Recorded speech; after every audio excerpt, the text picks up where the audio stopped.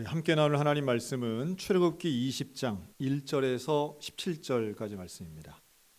출애굽기 20장 우리 1절부터 17절까지 말씀을 우리 한 절씩 교독하겠습니다. 제가 먼저 읽습니다.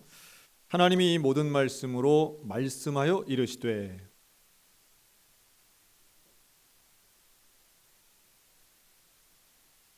너는 나 외에는 다른 신들을 내게 두지 말라.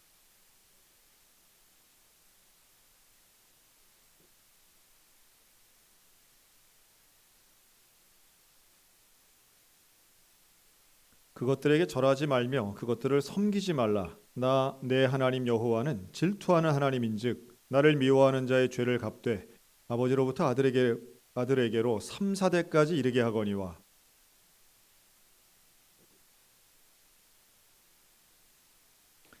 너는 내 하나님 여호와 이름을 망령되게 부르지 말라. 여호와는 그의 이름을 망령되게 부르는 자를 죄 없다 하지 아니하리라.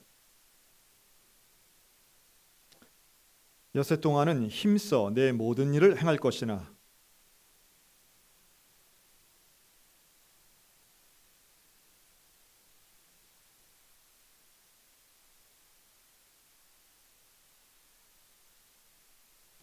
이는 엿새 동안에 나 여호와가 하늘과 땅과 바다와 그 가운데 모든 것을 만들고 일곱째 날에 쉬었음이라. 그러므로 나 여호와가 안식일을 복되게 하여 그날을 거룩하게 하였느니라.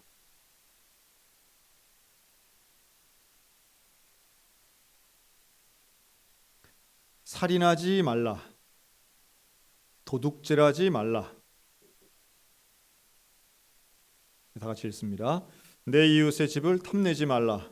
내 이웃의 아내나 그의 남종이나 그의 여종이나 그의 소나 그의 나귀나 무릇 내 이웃의 소유를 탐내지 말라.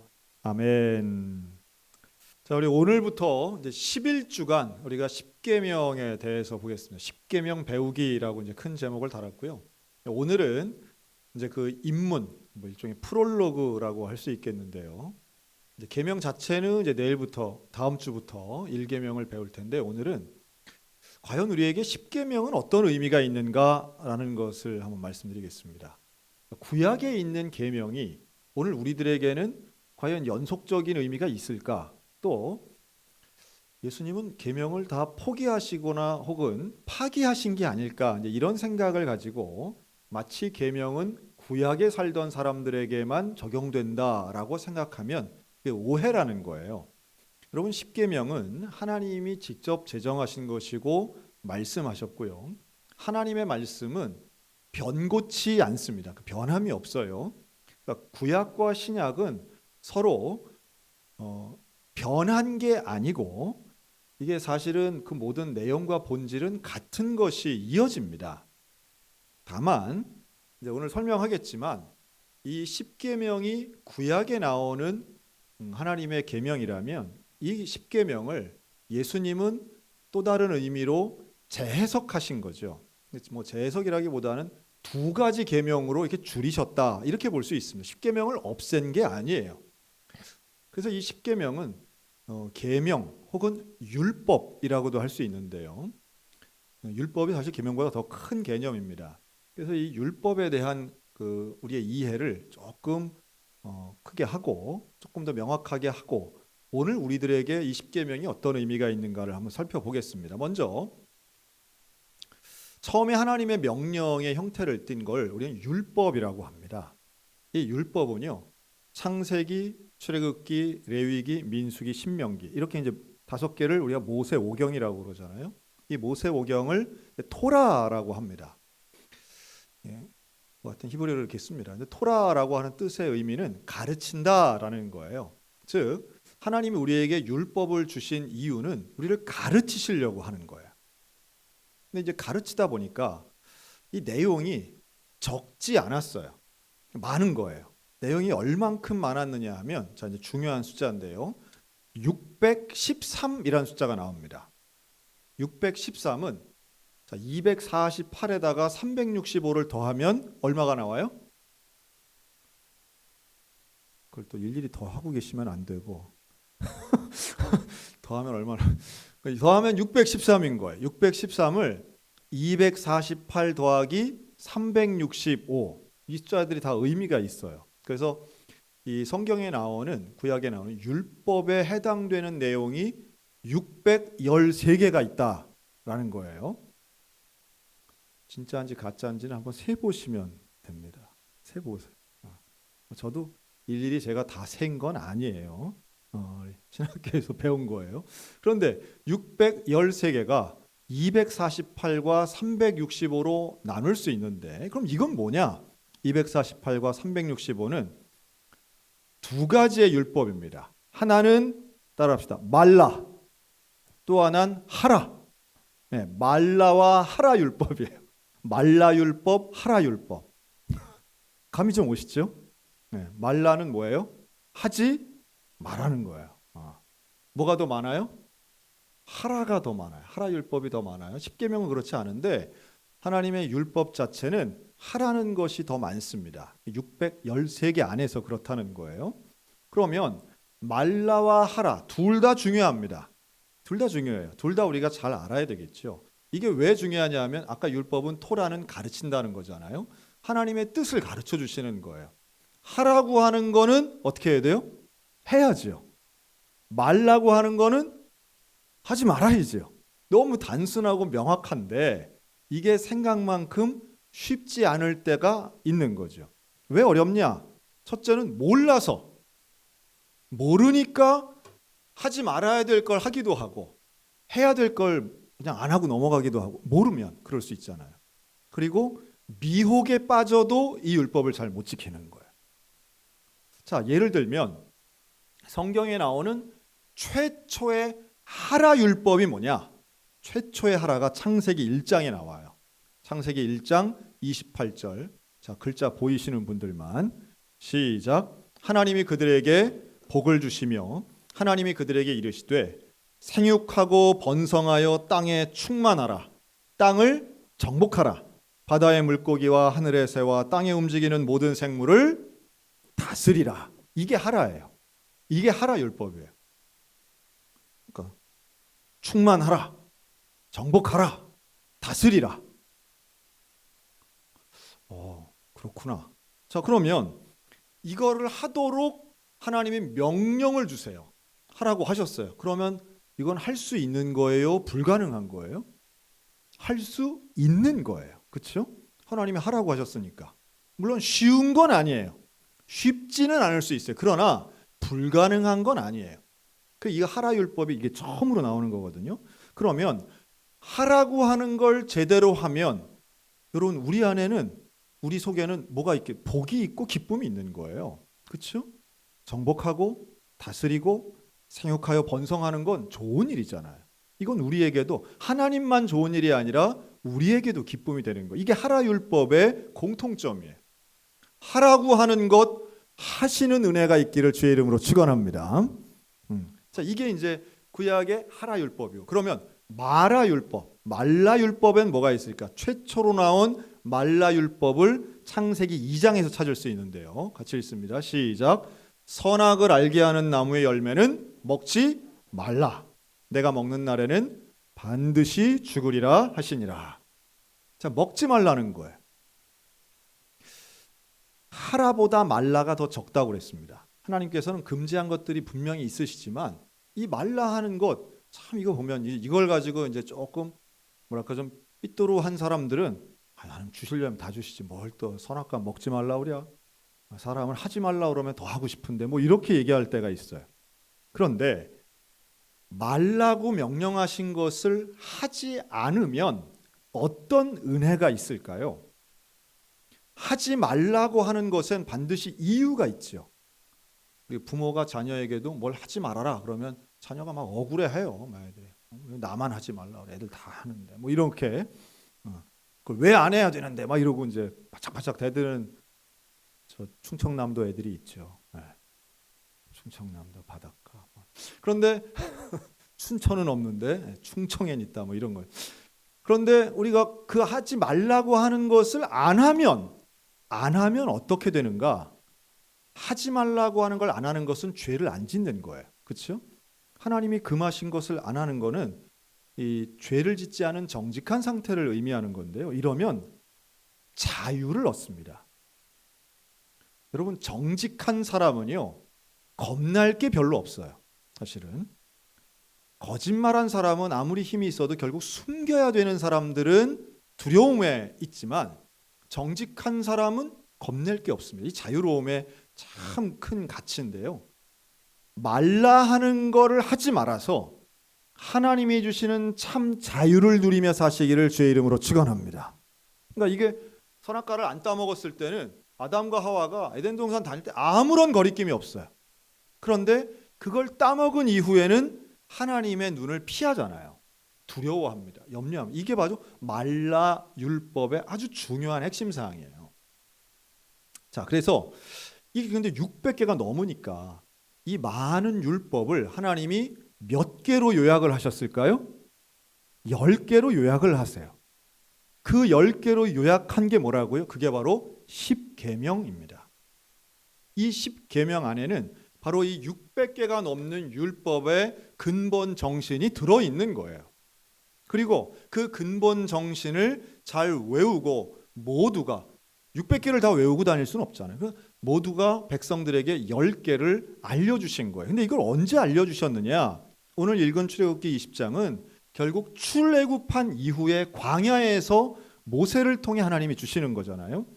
그러니까 이전에도 율법은 있었어요. 하나님의 명령이 있고 가르침이 분명히 있었어요. 그런데 이것을 요약해서 하나의 돌판에 기록한 계명은 10계명이 최초가 되는 거죠.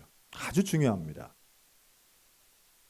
그런데 이 10계명을 신약에 가서는 예수님이 이것조차도 몇 개로 줄이셨느냐면 2개로 줄이세요. 이 10계명에 대한 그 의미를 다 담아서 2개로 줄이시는데, 그 2개로 줄인 게 마태복음 22장에 나옵니다. 예수께서 이르시되 내 마음을 다하고 목숨을 다하고 뜻을 다하여 너의 하나님을 사랑하라 하셨으니 이것이 크고 첫째 되는 계명이요 둘째도 그와 같으니 내 이웃을 내 자신같이 사랑하라 하셨으니 이 2계명이 온 율법과 선지자의 강령이니라. 예수님 명확하게 말씀하세요. 2가지가 뭐예요? 하나님 사랑, 이웃 사랑. 이 하나님 사랑, 이웃 사랑은 온 율법의 강령이라고 예수님 말씀하시면서 이 2가지가 본질이라고 말씀하시는 거예요. 즉 여러분, 계명은, 율법은 방대하고 복잡해 보이고 계명은 뭔가 엄격해 보여서 사람을 이렇게 구속하는 것처럼 느껴지지만 그 본질은 사랑하는 거예요. 하나님을 사랑하는 거고 자녀를 사랑하는 거예요. 그런데 그 사랑이란 이름으로 잘못된 죄를 짓지 않게 하기 위해서 하나님이 명확하게 구체적으로 가르쳐 주신 게 계명인 거예요. 우리가 이제 종종 그런 범죄를 많이 보잖아요. 막 가족들 간에 뭐 학대하고 막 괴롭히고 뭐 이런 것들 뭐 뉴스에 이제 나오잖아요. 그런데 보면 미워서 그런 게 아니라는 거예요. 막 자기들끼리는 사랑해서 했다는 거예요. 근데 사랑의 방식이 잘못된 거죠. 그러니까 우리가 하나님을 사랑하는데 제대로 사랑해야 될 거 아니에요. 그러려면 하나님의 방식과 마음을 알아야 되겠죠. 하나님의 뜻을 알아야 우리가 하나님을 온전히 사랑할 수 있는, 그게 바로 율법과 계명의 원래 의미라는 거예요. 자, 그리고 이러한 모든 계명을 정말 하나로 딱 줄여서 한 단어로 이야기한다면 그게 바로 사랑인데요. 야고보서 2장 8절은 더 명확하게 얘기합니다. 자, 야고보서 2장 8절 다 같이 읽습니다. 시작. 너희가 만일 성경에 기록된 대로 내 이웃 사랑하기를 내 몸같이 하라 하신 최고의 법을 지키면 잘하는 것이거니와. 최고의 법이 뭐래요? 이웃을 사랑하는 거예요. 여러분, 사실 이런 본문들 때문에 기독교는 사랑의 종교다 이렇게 말하잖아요. 근데 그거는 그러면 뭐 다른 개념은 다 필요 없고 사랑만 있느냐, 그게 아니라 율법, 613개의 율법, 10개의 계명, 그리고 2개의 크고 둘째 되는 계명, 그리고 최고의 법까지 줄여다 보니까 뭐만 남는 거예요? 사랑으로 귀결되는 거예요. 그러니까 계명과 율법의 근본은 사랑인 거예요. 이걸 이제 아가페 사랑이라는 말도 쓰고 우리가 하나님의 사랑이라고도 하지만 하나님은 사랑의 본체시다 이렇게도 말하지만 결국은 사랑하는 그것이 모든 계명과 율법의 시작점이었던 거예요. 자, 여기에 대해서 예수님은 이 계명을 이렇게 표현합니다. 그러니까 사랑으로 이미 귀결됐어요. 결론이 나왔어요. 그런데 이 사랑이 계명이다라고 하시면서 요한복음 13장 34절 35절 예수님이 이렇게 말씀하세요. 새 계명 시작. 새 계명을 너희에게 주노니 서로 사랑하라. 내가 너희를 사랑한 것 같이 너희도 서로 사랑하라. 너희가 서로 사랑하면 이로써 모든 사람이 너희가 내 제자인 줄 알리라. 자, 구약의 율법과 계명은 그걸 지켜야 하나님의 백성인 거예요. 그렇죠? 계명은 하라 하는 걸 해야 되고 말라 하는 걸 안 해야만 하나님 백성인 거예요. 똑같아요. 예수님의 제자들은 계명을 지켜야 되는 거예요. 그런데 613개를 하나로 만들어 주셨어요. 그게 뭐라고요? 서로 사랑하는 거예요. 서로 사랑하는 거. 그러니까 에덴 동산에 살 때도 율법이 있고 출애굽을 할 때도 율법이 있고 또 가나안 땅에 살 때도 율법이 다 있었지만 그러니까 그때마다 상황에 맞춰서 하나님의 명령이 제시되고 그걸 다 지키고 살아왔어요. 그런데 예수님은 그거를 한마디로 요약하신 거예요. 너희가 서로 사랑하면 내 제자다. 그럼 사랑해야 돼요? 안 해야 돼요? 사랑해야 돼요? 안 해야 돼요? 당연히 사랑해요. 이게 너무 중요하면서도 너무 큰 계명이에요. 즉 다른 건 다 하고 형제 사랑을 안 하면 계명을 어긴 게 되는 거예요. 다른 건 좀 부족해도 다른 건 조금 부족해도 형제를 사랑하면 그게 계명 지키게 되는 거예요. 자, 쉬워요? 어려워요? 쉬운 것 같은데 쉽지 않아요. 600개 지키는 것보다는 쉬운 것 같은데 그러나 이건 본질이고 가장 중요하고 큰 계명이기 때문에 어떤 면에서는 우리에게 가장 찔림이 있는 예수님의 가르침이시죠. 형식적으로라도 뭘 하면은 될 것 같은데 그게 아니라 사랑해야 된다니까 이게 보통 얘기가 아닌 거예요. 자, 다시 이제 오늘의 본론이에요. 율법의 역할을 구약, 신약, 현재로 요약하면 제가 슬라이드 한 장으로 딱 만들었습니다. 이렇게 만들어도 될까 싶을 정도로 이런 거 보면 제가 요약을 좀 잘해요. 요약을 잘할 정도가 글자 수까지 제가 맞췄어요. 이거 요즘으로 하면 라임을 맞춘다. 이렇게 할 수. 인생은 회전목마. 율법의 역할이 구약, 신약, 현재라고 했을 때 구약의 율법은 무엇인가 하면 하나님, 주님의 은혜예요. 즉 하나님께서 처음으로 가르쳐 주신 거예요. 너는 이렇게 해야 돼. 너희는 이렇게 살아야 돼. 너 이거 하지 말아야 돼. 라고 하는 것을 처음으로 가르쳐 주신 게 구약의 율법이에요. 이건 주님의 은혜예요. 전적인 하나님의 은혜예요. 이것은 하나님이 사람들을 사랑하시기 때문에 이 백성들에 대해서 하나님의 백성에 대해서 하나님께서 은혜를 베푸셔서 이들이 하나님을 알게 하신 거예요. 오해하면 안 되는 게 구약이든 신약이든 율법이든 계명이든 하나님은 사람을 올감해 가지고 괴롭히려고 계명을 주신 게 아니라는 거예요. 율법과 계명의 가장 큰 이유는 백성을 사랑하시기 때문이에요. 그 사랑하는 백성들에게 참된 진리를 가르쳐 주시는 은혜가 구약의 율법인 거예요. 지금의 우리 눈으로 볼 때에 그 구약의 율법이 되게 복잡하고 이걸 어떻게 다 지켜? 이건 너무 심하다라고 보일 수는 있겠으나 당시의 상황의 사람들에게서는 그게 바로 하나님 사랑을 경험하는 통로였던 거예요. 안식일을 지키고 음식의 율법을 지키고 또 말의 그 시간과 날짜, 일련의 율법들을 절기들을 하나하나 지켜가면서 이 백성들은 그 하라 하는 것에 대해 하면서 기쁨을 느끼는 거예요. 은혜를 느껴요. 하지 말라고 하는 것을 하지 않으면서 이방인들과의 관계가 단절하고 죄와의 관계를 단절시킬 때에 이들은 자유를 느끼면서 하나님의 은혜를 누렸다라고 하는 겁니다. 이 구약의 율법의 은혜예요. 그런데 이것이 하나님이 주신 그 은혜의 율법이 사람들을 통해서 전수되면서 이 율법은 사람들을 잡아 올가매는, 그래서 정치의 도구로도 쓰이고 사람들이 형식주의, 율법주의로 가면서 결국은 예수님 때에 와서는 예수님이 봤을 때 율법주의자들이 너무 많은 거예요. 자, 하나님 율법은 하나로 얘기하면 무슨 단어라고요? 사랑인데 예수님 때의 율법주의자들은 형식은 있는데 사랑이 없는 거예요. 그래서 예수님은 의도성을 가지시고 율법이 아닌 그 본질에 대해서, 형식이 아닌 내용에 대해서 계속 강조하세요.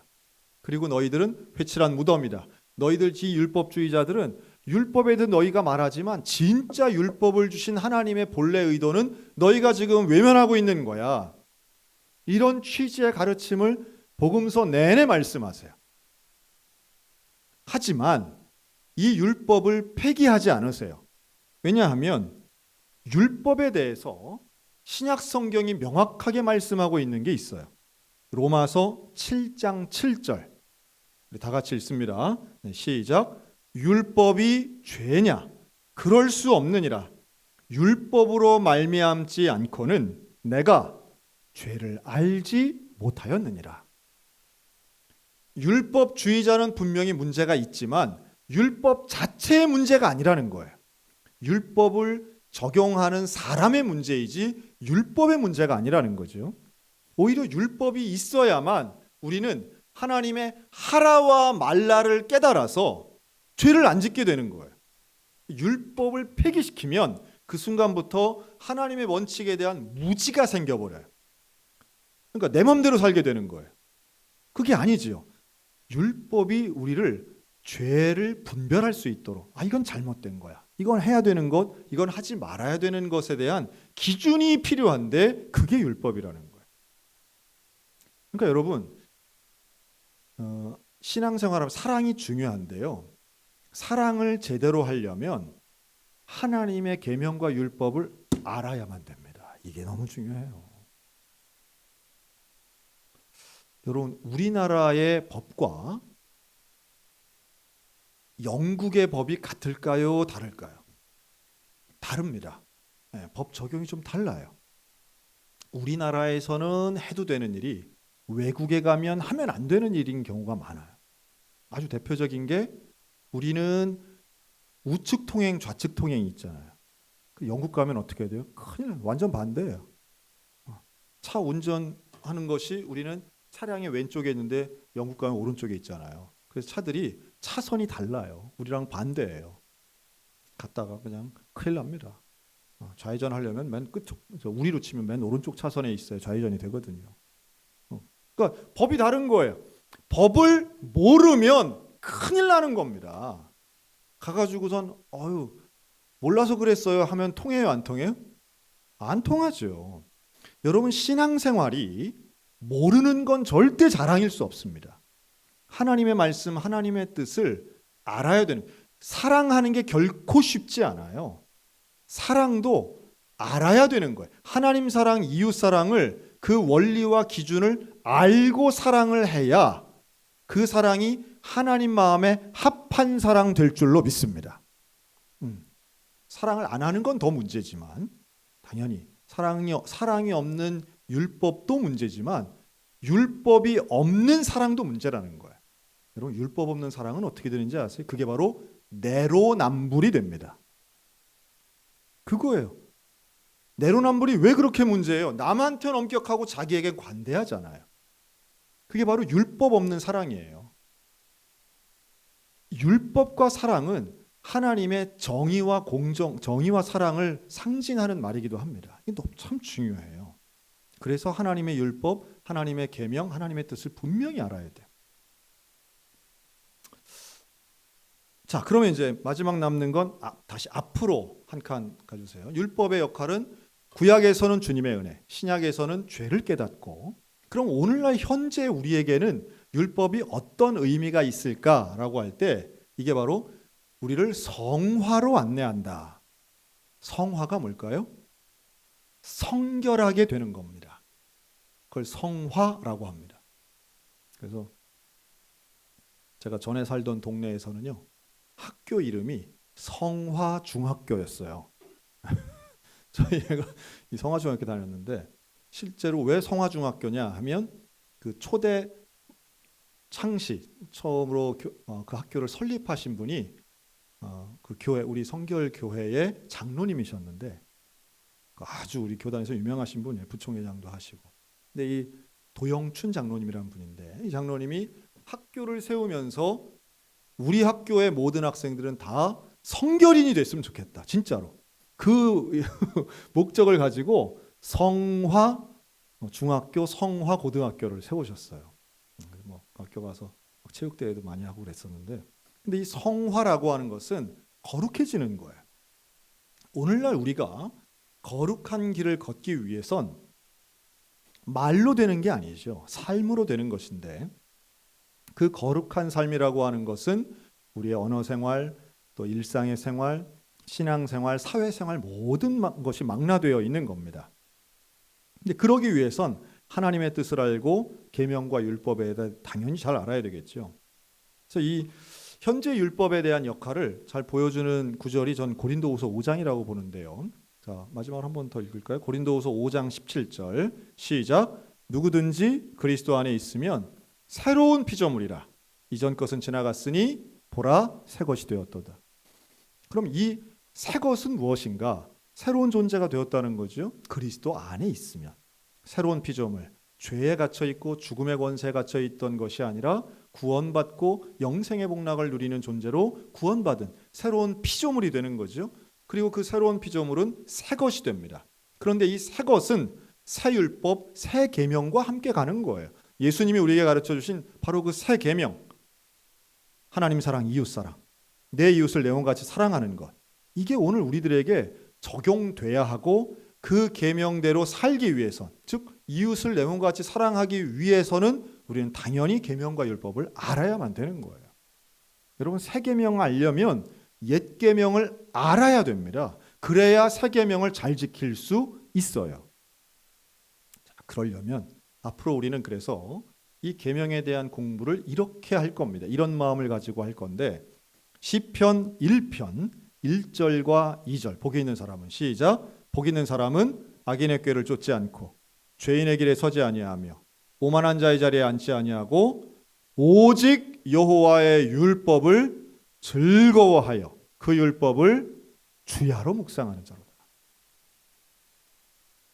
여러분, 율법을 묵상하는 일이 즐거움 되시기를 주의 이름으로 축원합니다. 그래서 수요일 이 시간 나오는 게 즐거움이 되셨으면 좋겠고, 계명을 배우는 것, 그래서 11주 후에는 우리가 10계명, 1계명부터 10계명까지 외웠으면 좋겠어요. 아마 쓰라고 하면 몇 개 쓰실까 잘 모르겠어요. 한번 다음 주엔 제가 종이 나눠드리고 쓰라고 할게요.